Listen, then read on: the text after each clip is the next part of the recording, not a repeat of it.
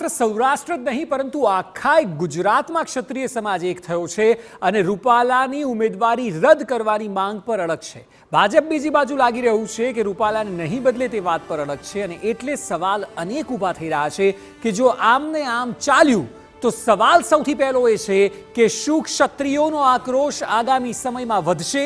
આ સવાલ એટલા માટે કારણ કે ભારતીય જનતા પાર્ટીએ રૂપાલાને બદલવાની વાત પર જરા પણ કન્વિન્સ નથી થઈ અને એને કારણે એવું લાગે છે કે શું આગામી સમયમાં ક્ષત્રિયોનો આક્રોશ રાજ્યભરમાં વધશે? સવાલ એ છે કે શું પાટીદારોની જેમ રાજપૂતો પણ એકત્ર થશે?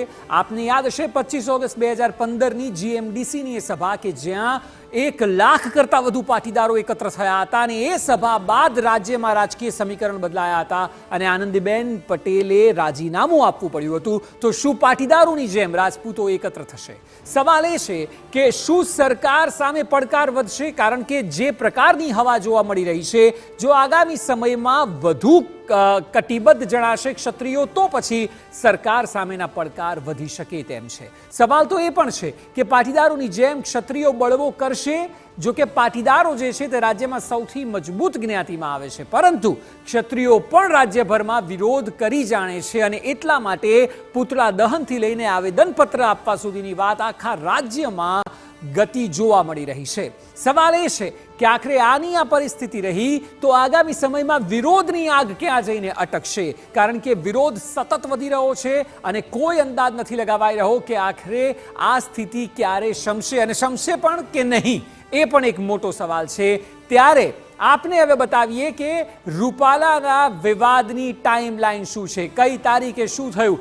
24 માર્ચે રૂપાલાનો વિડીયો વાયરલ થયો, સોશિયલ મીડિયામાં આ વિડીયો ફરતો થયો તો આપ અત્યાર સુધીના દિવસની ગતિવિધિઓ આપને બતાવીએ છીએ કે જ્યાં રૂપાલા અનુસૂચિત જાતિ સમુદાયના કાર્યક્રમમાં ગયા, રૂખી સમાજના કાર્યક્રમમાં ગયા અને બફાટ કર્યો.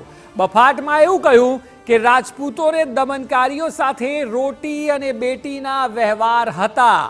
જેટલા પણ દમનકારીઓ રહ્યા એ ચાહે અંગ્રેજો હોય કે મુગલો હોય, તમામની જોડે બેટી રોટીના સંબંધ હતા તેવું કહ્યું. અને 28 માર્ચથી ક્ષત્રિય સમુદાય રાજ્યભરમાં મુદ્દો પકડ્યો અને વિરોધની આગ અહીંથી જ શરૂ થઈ.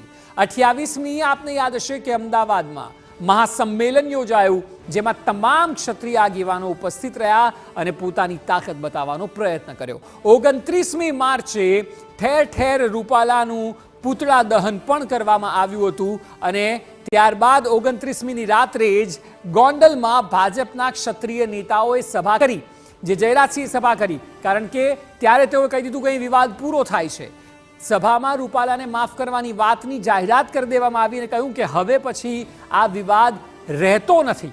પરંતુ 30મીએ સમાજે આ માફીની મનાઈ કરી અને સંમેલનનો વિરોધ કર્યો હતો અને 31મીએ ટિકિટ રદ નહીં થાય તો પરિણામ ભોગવવાની ચીમકી આપવામાં આવી.